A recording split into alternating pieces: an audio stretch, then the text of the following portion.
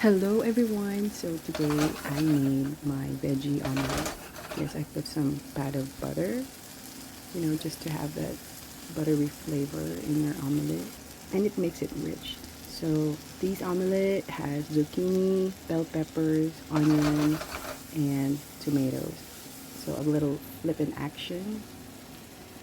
This is just an easy dish to make. So just pour out all your eggs and then just let it cook.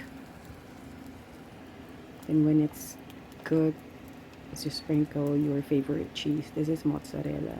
Now it's giving me anxiety, so I just, you know, use my hand to drizzle all the cheese. Now all the cheese is melted, and it's time to plate. And that's so easy. And now, normally I would just scoop out the avocado, but just for, you know, presentation, I sliced it. And look how good it is. So that's it. So yummy. Thank you guys for watching. Mm, no, no.